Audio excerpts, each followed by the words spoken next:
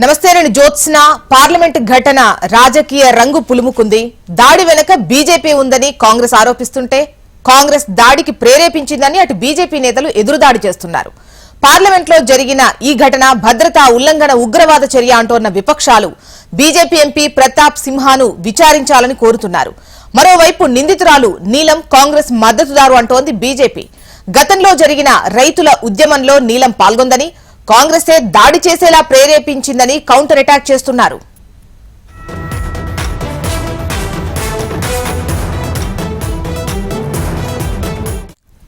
ఇక ఈ కేసులో ఢిల్లీ స్పెషల్ సెల్ పోలీసులు కుట్ర కోణంలో దర్యాప్తు చేస్తున్నారు.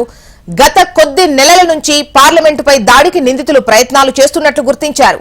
ఈ నెల 10న 6 నిందితులు ఢిల్లీకి చేరుకున్నట్లు గుర్తించారు. వీరికి పార్లమెంటు పాసులు సంపాదించడంలో మైసూరుకు చెందిన మనోరంజన్ కీలక పాత్ర పోషించాడు. గత 4 సంవత్సరాలుగా 6 నిందితులు పార్లమెంటుపై దాడి ప్రయత్నం చేస్తున్నారని, దీనికి కొద్ది రోజుల ముందు పథకం వేశారని పోలీసులు వెల్లడించారు. ఇప్పటి వరకు 6 నిందితులను అరెస్ట్ చేయగా మరో వ్యక్తి పరారీలో ఉన్నాడు. అదుపులో ఉన్న నిందితులను ఇవాళ ఢిల్లీ కోర్టులో ప్రవేశపెట్టనున్నారు.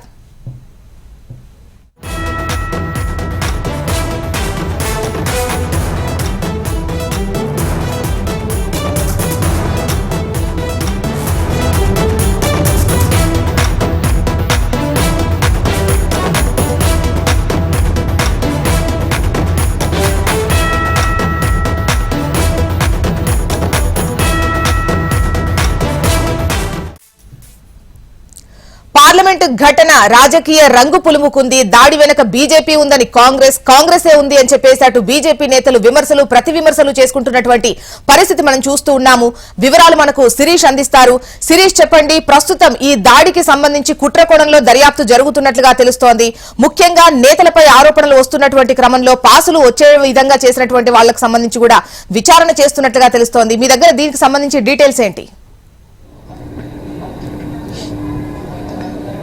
జ్యోత్స్న, నిందితులకు పాసులు ఇచ్చిన ఎంపీ ఎవరైతే ఉన్నారో మైసూరుకు సంబంధించిన ఎంపీ ప్రతాప్ సిన్హా నిన్ననే లోక్సభ స్పీకర్ని కలిసి ఈ జరిగిన ఘటన పట్ల వివరణ ఇవ్వడం కూడా జరిగింది. ఆయన పిఏలను కూడా విచారించడం కూడా జరిగింది. అయితే ఈ నిందితుడిలో ఒకరైన మనోరంజన్ ఎవరైతే ఉన్నారో అతను మైసూరు ప్రాంతానికి సంబంధించిన వాడు. తన నియోజకవర్గానికి సంబంధించిన వ్యక్తే కావడంతో నియోజకవర్గ ప్రజలు ఎవరైనా వచ్చినా కూడా ఈ పాసులు అడిగిన సందర్భంలో వాళ్ళకు 1-2 పాసులు ఏంటి కూడా పార్లమెంటు సందర్శన కోసం కేటాయించడం అనేది కూడా జరుగుతుంది. ఎందుకంటే నియోజకవర్గాన్ని దృష్టిలో ఉంచుకొని. సో ఈ నేపథ్యంలో కొత్త పార్లమెంటును చూసేందుకు ఎప్పటి నుంచో కూడా పాసులు అడుగుతున్నారు. దాదాపు 3 నెలల నుంచి తనను పాసులు ఇవ్వమని చెప్పేసి కాంట్రాక్ట్లు అడుగుతున్నారు. మనోరంజన్ తండ్రి కూడా పలు సందర్భాల్లో తన దగ్గరకు వచ్చి పాసులు ఇవ్వమని చెప్పేసి కూడా అడిగిన సందర్భంలో 2 పాసులంటే కూడా కేటాయించినట్లుగా కూడా తెలుస్తోంది. కేటాయించినట్లుగా కూడా ఆయన వివరణ ఇచ్చే ప్రయత్నం చేశారు. వీళ్ళు ఇలాంటి యాక్టివిటీకి పాల్పడుతున్నట్లుగా కానీ, ఇలాంటి దాడికి రూపకల్పన చేస్తున్నట్లుగా కానీ తనకు ఎటువంటి సమాచారం లేదని చెప్పేసి ప్రతాప్ సిన్హా వివరణ ఇవ్వడం కూడా జరిగింది. కానీ విపక్షాలు మాత్రం అధికార పార్టీ ఎంపీల పైన ఎదురుదాడి చేస్తున్నాయి. మొన్న ఇటీవల కాలంలో పార్లమెంట్లో నియమ నిబంధనలను ఉల్లంఘించారు. తనకు సంబంధించిన లాగిన్ ఐడి, సెక్యూరిటీ కోడ్ ఇవన్నీ కూడా ఇతరులకు ఇచ్చారన్న కారణంతో తృణమూల్ కాంగ్రెస్ కు సంబంధించిన ఎంపీ మౌవా మైత్రి పైన లోక్సభ ఎథిక్స్ కమిటీ ఇచ్చిన నివేదిక వరకు లోక్సభ బహిష్కరణ వేటు వేయడం కూడా జరిగింది. సో ఈ నేపథ్యంలో పార్లమెంటుపై దాడికి కారకులైన నిందితులకు వెరిఫై చేసుకోకుండా, వాళ్ళు ఎవరో ఏంటో తెలుసుకోకుండా వాళ్ళకు పాసులన్నింటి కూడా ఇచ్చారు. ఇదంతా కూడా నియమ నిబంధనలను ఉల్లంఘించడం కిందకే వస్తుంది. ఇతను కూడా పార్లమెంటుకు సంబంధించిన నిబంధనలను ఉల్లంఘించారు కాబట్టి ఎథిక్స్ కమిటీ ఇతనిపై కూడా విచారణ జరపాలి, ఇతనిపై కూడా బహిష్కరణ వేటు వేయాలని చెప్పేసి కూడా విపక్షాలు డిమాండ్ చేస్తున్నాయి. ఈరోజు మరికొద్దిసేపట్లో మల్లికార్జున్ ఖర్గే చెంబర్లో విపక్ష పార్టీలకు సంబంధించిన నేతలందరూ కూడా సమావేశమవుతున్నారు. ఈ నిన్న జరిగిన దాడి ఘటనను చాలా సీరియస్ గా తీసుకుంటున్నారు. వాళ్ళు కేవలం తమ నిరసన తెలియజేయాలనుకొని వచ్చారు కాబట్టి అందరూ కూడా ఎంపీలు ప్రాణాలతో బతికిపోయారు. ఒకవేళ నిజంగా ఉగ్రవాదులు ఎవరైనా ఆ రకంగా వచ్చి ఉంటే, లేదా ఉగ్ర కోణంలో గనక వాళ్ళు ఆలోచించుంటే నిన్న తెచ్చిన దాని కొన్ని రోజులుగా కూడా పార్లమెంటుపై దాడి అంటే వీళ్లు ఈ నిరసన తెలిపేటువంటి క్రమంలో చేసినప్పటికీ పార్లమెంటుపై దాడి చేస్తామని చెప్పేసి అటు ఖలిస్తాన్ ఉగ్రవాది కూడా హెచ్చరికలు చేసినటువంటి క్రమం చూసాము. అదేవిధంగా అంటే పార్లమెంటుపై దాడి జరుగుతుంది అనేది కూడా కొన్ని రోజులుగా వింటూ వస్తున్నాం. ముఖ్యంగా 13వ తేదీ అని కూడా మెన్షన్ చేసుకుంటున్నటువంటి క్రమంలో పక్కా ప్లాన్ ప్రకారమే ఇది చేశారంటే ఇది వాళ్లకు సంబంధించి కాకపోయినా వీళ్ళు నిరసన వ్యక్తం చేసినప్పటికీ ఇక్కడ భద్రతా వైఫల్యం అనేది కొట్టొచ్చినట్టుగా కనిపిస్తోంది. పార్లమెంటుపై దాడి జరుగుతుంది అని నిఘా వర్గాలు చెబుతున్నాయి, హెచ్చరికలు వస్తున్నాయి. అయినప్పటికీ ఈ నిరసన జరిగినటువంటి విధానాన్ని ఏ విధంగా చూడొచ్చు? అంటే నేను అదే చెప్తున్నాను చూసిన, ఎందుకంటే నిన్న వాళ్ళు ఏదైతే కలర్స్కు సంబంధించింది స్మోక్ బాంబు లాంటిది తీసుకొచ్చారు, దాని ప్లేస్లో సైనిడ్ గ్యాస్ లాంటిది కనుక తీసుకొచ్చినట్లుంటే దాదాపు నిన్న పార్లమెంటులో ఆ ఘటన జరిగిన సందర్భంలో 200 మంది పైగా ఎంపీలు ఉన్నారు. వాళ్ళందరి యొక్క ప్రాణాలకు ముప్పు అనేది కూడా వాటిల్లేది. అయితే కేవలం వీళ్ళు నిరసన తెలియజేయడానికి మాత్రమే పరిమితమయ్యారు కాబట్టి ఇక్కడ వాళ్ళు బతికిపోయారు. అయితే ఇక్కడ ప్రధానంగా చూడాల్సిన అంశం ఏంటంటే ఈ మనోరంజన్ కానీ లేకపోతే మిగిలిన వాళ్ళు కానీ రెక్కి నిర్వహించిన సందర్భంలో భద్రతా వైఫల్యాన్ని వాళ్ళు క్లియర్గా గమనించడం జరిగింది. దాన్ని సొమ్ము చేసుకున్నారు. అంటే పార్లమెంట్లోకి ఎంటర్ అయ్యేటప్పుడు అన్ని రకాలుగా స్కానింగ్ చేస్తున్నారు, ఫ్రిస్కింగ్ చేస్తున్నారు, కానీ షూ ఏదైతే ఉందో షూస్ని మాత్రం పరిశీలించడం లేదు కాబట్టి దాన్ని వాళ్ళు ఆధారంగా తీసుకున్నారు. ఆ షూలనే దీనికి ఉపయోగించుకోవడం జరిగింది. సాధారణంగా మనం ఎయిర్పోర్ట్లో వెళ్ళేటప్పుడు ఫుల్ బాడీ స్కానింగ్తో పాటుగా షూని కూడా విప్పి బాక్స్లో పెట్టమని చెప్తారు. దాన్ని స్కాన్ చేసిన తర్వాత మళ్ళీ షూ అనేది కూడా ఇవ్వడం జరుగుతుంది. ఈవెన్ బెల్ట్ అలాంటివి కూడా విప్పిస్తారు. కానీ ఇక్కడ అటువంటివి కూడా జరగలేదు కాబట్టి దాన్ని వీళ్ళు ఆసరాగా కూడా తీసుకున్నారు.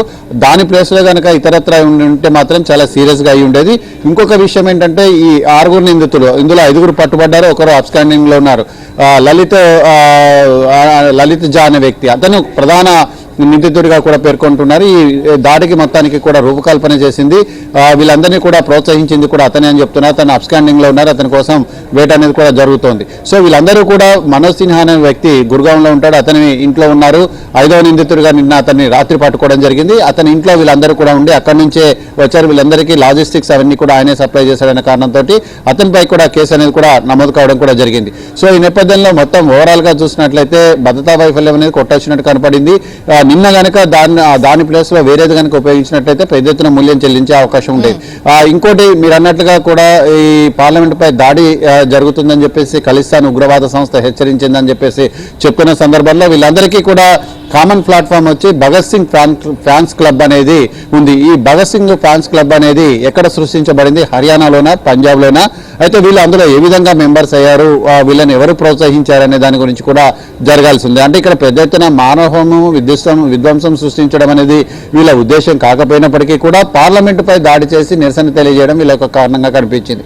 లోపల విజిటర్స్ గ్యాలరీలో కూర్చొని నినాదాలు చేసి ఉంటే అది వేరే సంగతి, కానీ విజిటర్స్ గ్యాలరీ నుంచి సభలోకి దూకి అక్కడ నుంచి ఎంపీలకు సంబంధించిన సిట్టింగ్ బెంచ్ల మీద పరిగెత్తుతూ నినాదాలు చేయడం, ఆ షూలో తీసుకువచ్చిన ఏదైతే స్మోక్ బాంబ్ ఏదైతే ఉందో దాన్ని రిలీజ్ చేయడం, పార్లమెంట్ బయట గేట్ దగ్గర ఉన్న మరొక 2 కూడా అదే సమయంలో నిరసన తెలియజేయడం, ఇవన్నీ కనుక చూసినట్లయితే ఇదంతా కూడా ఒక పక్కా ప్రణాళిక ప్రకారం జరిగింది. కేవలం తెలియక చేసింది కాదు, ఉద్దేశపూర్వకంగానే చేశారు కాబట్టి వీళ్ళపై అనేక సెక్షన్ల కింద కేసులు నమోదయ్యాయి. జరిగిన ఘటనను కూడా కేంద్ర హోంశాఖ చాలా సీరియస్గానే తీసుకుంది. సిఆర్పీఎఫ్ డీజీ ఆధ్వర్యంలో విచారణ అనేది కూడా చేసింది. ఇటు విపక్షాలు మాత్రం పెద్ద ఎత్తున ఆందోళన కొనసాగిస్తున్నాయి. పార్లమెంట్లో భద్రత లేదు, పార్లమెంట్ బయట భద్రత లేదు,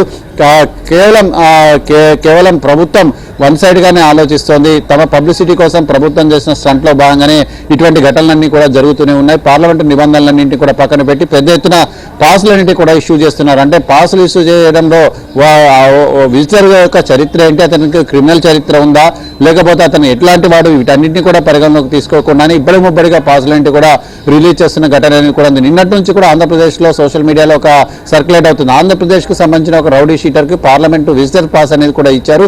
దాన్ని ఎలా ఇస్తారనేది కూడా సోషల్ మీడియాలో సర్క్యులేట్ అవుతుంది. అది నిజమా కాదా, మరి అది ఎక్కడి నుంచి రిలీజ్ అయిందనేది కూడా తెలియాల్సి ఉంది. కాబట్టి ప్రతి పార్లమెంట్ ఎంపీ కూడా పాస్లన్నింటి కూడా ఇచ్చేటప్పుడు, విజిటర్ పాస్లు ఇచ్చేటప్పుడు అతనికి చరిత్ర ఏంటి, అతనికి క్రిమినల్ హిస్టరీ ఉందా, అతని బ్యాక్గ్రౌండ్ ఏంటి, అతను పూర్తిగా తెలిసిన వాడా కాదా అనేది కూడా తెలుసుకొని ఇవ్వాల్సి ఉంటుంది. లేకపోతే మాత్రం నిన్న జరిగిన ఘటనకు వాళ్ళే బాధ్యత వహించాల్సి ఉంటుంది. తమకు సంబంధం లేదు, తమ ఇలా తప్పించుకుంటే మాత్రం కుదరదు అని చెప్పేసి కూడా విపక్షాలు డిమాండ్ చేస్తున్నాయి. 10 గంటలకు మల్లికార్జున్ ఖర్గే ఛాంబర్లో వీళ్ళందరూ కూడా సమావేశమవుతున్నారు. ఆ తర్వాత వీళ్ళు దీనికి సంబంధించి అంటే ప్రస్తుతానికైతే ఇంకొక వ్యక్తి కూడా ఉన్నట్లుగా కూడా తెలుస్తోంది, 7వ వ్యక్తి కూడా ఉన్నట్లుగా కూడా తెలుస్తోంది. అతని కోసం కూడా గాలింపు చర్యలు కూడా జరుగుతూనే ఉన్నాయి. అతన్ని కూడా పట్టుకునే పనిలో కూడా ఉన్నారు. దీనికి సంబంధించి వాయిదా తీర్మానం అనేది కూడా లోక్సభలో ఇవ్వడం జరిగింది.